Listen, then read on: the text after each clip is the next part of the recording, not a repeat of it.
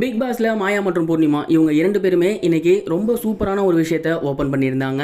Dance மாரத்தானில் நடந்த பணக்குழப்பம் மொத்தத்துக்கும் விஜய் வர்மா தான் காரணம் அப்படிங்கிற செம்ம ட்விஸ்டான ஒரு விஷயத்தை இன்னைக்கு ரிவீல் பண்ணியிருந்தாங்க. டான்ஸ் மாரத்தானில் ரவீனா பணம் மாற்றினதுக்கு அப்புறம் இங்கிட்டு மாயா பூர்ணிமா விஜய் வர்மா எல்லாமே விஜய் வர்மாட்ட பணத்தை கொடுத்துட்டாங்க.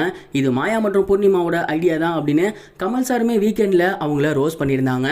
ஆனால் அதற்கான உண்மையை இப்போ தான் மாயா ஓப்பன் அப் பண்ணுறாங்க. அதாவது அன்னைக்கு எங்ககிட்ட விஜய் வர்மா தான் வந்து பேசினாரு, பணத்தை என்கிட்ட கொடுங்க, நான் ஒரு வேலிடான பர்சனை சூஸ் பண்ணி அவருக்கு அதை கொடுக்குறேன், அதனால என்ன சூஸ் பண்ணுங்க அப்படின்னு கேட்டாரு. ஆனால் கமல் சாரோட எபிசோட்ல கமல் சார் எங்க 2 பேர்த்த ரோஸ் பண்ணிக்கிட்டு இருக்காரு. அவர் அதை பத்தி வாயவே திறக்கல, ரொம்ப அமைதியாவே இருந்தாரு. அது எனக்கு பயங்கர ஷாக்கிங்கா இருந்துச்சு. இந்த பிரச்சனைக்கு முழுக்க முழுக்க காரணமே விஜய் வர்மா தான். ஆனால் அவர் வாயவே திறக்காம அழகா எஸ்கேப் ஆகிட்டாரு. இதை என்னால் ஏற்றுக்கவே முடியல அப்படிங்கிற ஒரு விஷயத்த மாயா எங்க ஓப்பன் அப் பண்றாங்க. ஒருவேளை இந்த விஷயம் தெரிஞ்சு விஜய் வர்மா ஏன் அமைதியா இருந்தாரு அப்படிங்கிற ஒரு கேள்வி இருக்கு. விஜய் வர்மா தான் இந்த ஒரு தப்பா பண்ணாருன்னு உங்களுக்கு தெரியும்ல. அப்ப கமல் சார் ரோஸ் பண்ணும்போது நீங்க ஏன் அதுக்கு அமைதியா இருந்தீங்க, அதுக்கு ஏதாவது நீங்க ரெஸ்பான்ஸ் பண்ணிருக்கணும்ல அப்படிங்கிற ஒரு கேள்வியும் இருக்கு. ஸோ இது இந்த வீக்கெண்டில் கமல் சார் கேட்பாரா அப்படிங்கிறத எதிர்பார்க்கணும். இதெல்லாம் தாண்டி மாயா கிட்ட ஒரு கேரக்டர் இருக்கு.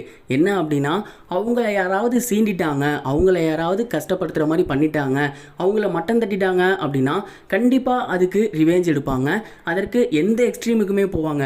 உதாரணத்துக்கு விஷ்ணு கூட ஒரு ஃபைட் ஏற்பட்டப்பயுமே நீ எங்களை வச்சு தான் கேப்டன் ஆன, மாயா பூர்ணிமா வச்சு என்னென்ன யூஸ் பண்ண நான் சொல்லட்டாங்கிற மாதிரி போயிருந்தாங்க. ஸோ அதன்படி பார்க்கும்போது விஜய் வர்மாவால் தான் இவ்வளோ பெரிய பிரச்சனையும் ஆயிருக்கு. ஆனால் அவர் அமைதியாக இருந்து கமல் சார் முன்னாடி எங்களை திட்டு வாங்க வச்சிட்டாரு. ஸோ அதற்காக அதை நான் ஓப்பன் பண்ணுவேன், அவரை மறுபடியும் கெட்ட பேர் வாங்கி கொடுப்பேன் அப்படிங்கிற ஒரு காரணத்துக்காக கூட இந்த ஒரு விஷயத்த அவங்க இப்போ ஓப்பன் பண்ணாங்களோ அப்படிங்கிற ஒரு கேள்வி வருது. இந்த ஒரு விஷயத்தை பற்றி நீங்கள் என்ன நினைக்கிறீங்க?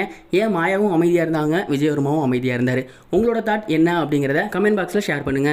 இது வரைக்கும் கனெக்டிங் டிவிக்கு சப்ஸ்கிரைப் பண்ணனா மறக்காம சப்ஸ்கிரைப் பண்ணிக்கங்க. உடனடி அப்டேட்ஸ் பெறுவதற்கு நோட்டிஃபிகேஷன் பெல்லையும் கிளிக் பண்ணிக்கங்க.